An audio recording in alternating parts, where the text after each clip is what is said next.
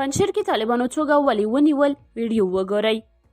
سیمه ییزې سرچینې په پنجشیر کې د طالبانو لخوا د یوه ښوونځي د ښوونکي او د پخواني حکومت د یو افسر د نیولو خبر ورکړی.